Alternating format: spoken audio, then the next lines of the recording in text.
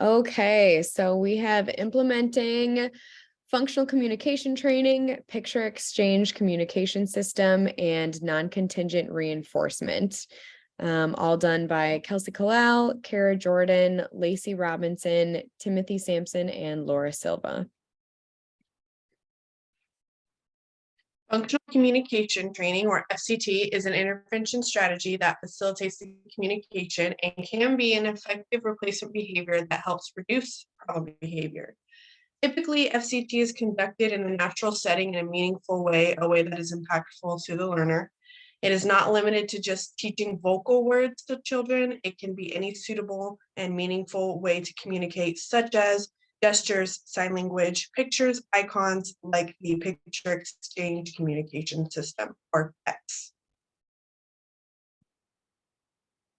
PECS is the Picture Exchange Communication System, and it is a form of augmentative and alternative communication, otherwise known as AAC, and a form of functional communication training.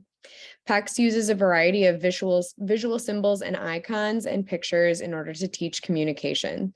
The goal of PECS is to teach functional communication skills through the use of the picture or icon exchange from the learner to another individual, such as a parent, teacher, or peer, if in appropriate setting. So NCR, non-contingent reinforcement, is another intervention strategy that is used to reduce problem behavior. It consists of providing a learner access to a preferred reinforcer, such as an object or attention or food, on a time-based schedule. The learner gets access to the preferred reinforcement regardless if they engage in any maladaptive or problem behaviors. Who can benefit from functional communication and PECS? There are a lot of different people and different populations that can benefit from either of these interventions, primarily students that do not use verbal communication, students who have limited or unclear speech, students who communicate with other students and teachers, and any students who struggle with problem behaviors in order to gain access for something. PECS and functional communication training can be used as replacement behaviors for the problem behaviors. So the 6 phases of PECS is phase 1, teach the students how to exchange pictures for which items they want. So like preferred items such as like their favorite toys or what food they like. Phase 2, teach the students to generalize these by using it to communicate with different people they wish to communicate with. So such as peers, their teachers, the aides, us. Phase 3, teach the students to choose from 2 or more pictures to ask for their favorite things. Phase 4, learners is available to create a sentence with the PECS board. Phase 5, learners to use PECS board and is able to respond, "What do you want?" Phase 6, when a question is asked to them, they can answer them and respond to it in an appropriate manner. So what is the need for change? PECS and the use of functional communication training are interventions that are used to teach replacement behaviors for any individuals that are displaying challenging behaviors. The use of PECS can provide a functional communication opportunity for individuals who do not use verbal language or might have limited speech. Implementing this school-wide will give students more opportunities to communicate their basic wants and needs and appropriately, and not through the use of challenging behaviors such as tantrums. An increase in functional communication will improve academic and social outcomes for all students, not just the students who are using the interventions. So functional communication training and PECS can reduce problem behaviors because they allow for a form of meaningful communication between the students. The students will be taught to exchange pictures of the items that they want to play with rather than grabbing the item.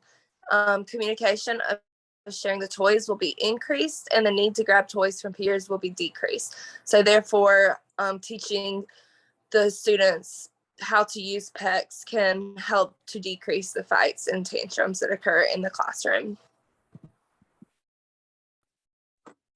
Who can benefit from non-contingent reinforcement? Individuals who are engaging in high rates of problem behaviors, such as tantrum, aggression, and noncompliance, and where teachers and caregivers want to reduce that problem behavior in a way that is not time-consuming. Based in each classroom individuals, or for each individual classroom's needs, there will be baseline taken for 5 days, and it will be reviewed to determine the interval of the non-contingent reinforcement. So for example, depending on the time frame, each student will either receive reinforcement like every 5 minutes or every 10 minutes, and it won't be every student. It'll be like 1 or 2 students in the classroom, and then teachers will be taught to program a timer to provide that reinforcement, so like that tangible or that toy to that particular child that engages in the, or children that engages in the tantrum or aggression or any sort of problem behavior in the interval once the timer goes off. Next slide, please. And then what is the need for change? NCRs are used for the individual's needs. They will be, appropriate behavior or playing independently and provide reinforcement prior to the behavior occurring. The NCR provides an opportunity for individuals who are satiated with a particular tangible and provide reinforcement prior to engaging in the problem behavior for a toy. Implementing this school-wide will give children more opportunities to engage in the appropriate behavior during playtime. A decrease in problem behavior will improve academic and social outcomes for all students. Next slide, please. How will NCR reduce behaviors? The student will learn to receive reinforcement without engaging in problem behavior. Students will get toys without having to engage in tantrum or aggression. Teachers will be taught to provide reinforcement in an effective manner and fade reinforcement procedures independently. Teachers will learn to apply this in their classroom in a natural manner for students to in turn reduce other related behaviors as well. As we increase the interval for reinforcement, we will teach the student to inadvertently wait for other tangibles to be made available. Therefore, fights and tantrums will between peers will be decreased. Next slide, please.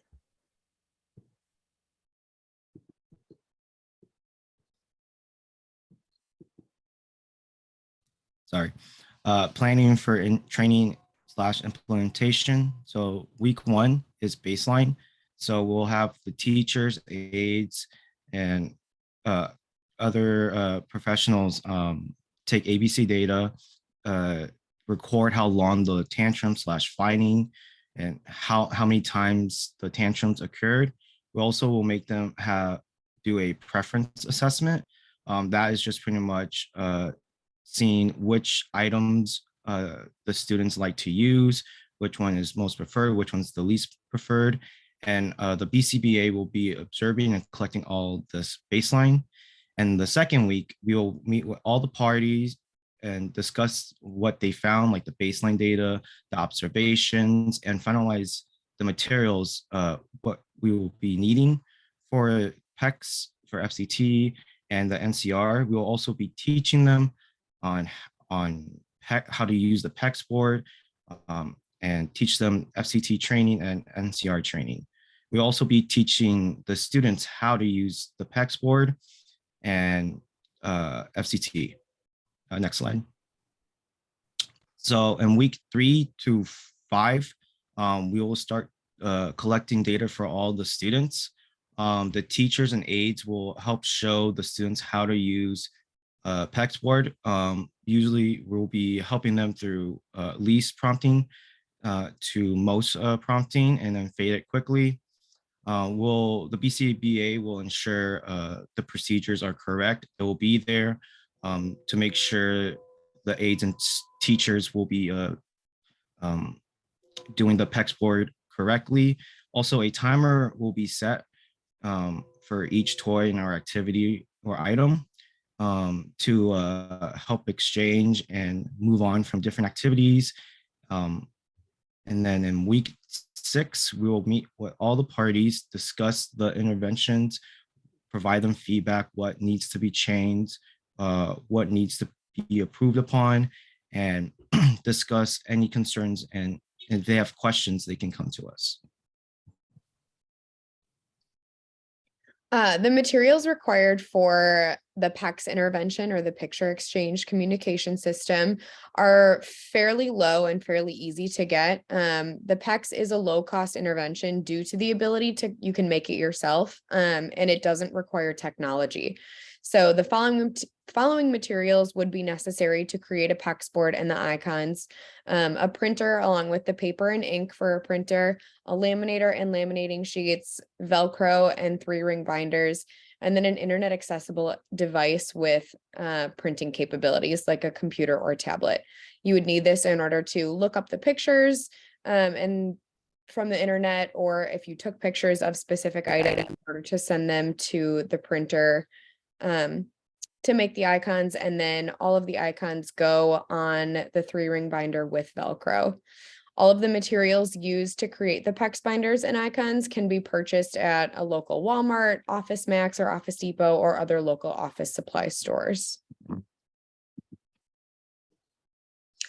So the materials required for non-contingent reinforcement, it's a very low cost intervention due to the ability to access preferred reinforcers on a time-based schedule. And most of the materials needed for this are ones that are probably already there. So a few materials that you would need to practice NCR include access to previous preference assessments, just so you can have an idea of what each kid prefers, like what their favorite toy is, what kind of attention they prefer. You'll also need an assortment of toys, some attention from yourself or peers or whatever it is that they find really motivating, and a timer. Next slide. And in conclusion, overall, a combination of NCR and FCT using PEX will be beneficial in decreasing fighting or tantrums in students at Willow Preschool. Building communication using PEX will give students the skills to request items from their classmates instead of taking them. And use of NCR will give students access to the items they want when they are engaging in appropriate behaviors. A combination of these two interventions will show students that asking for items and engaging in appropriate behavior provides them with more reinforcement than taking the items and engaging in fighting or tantrums.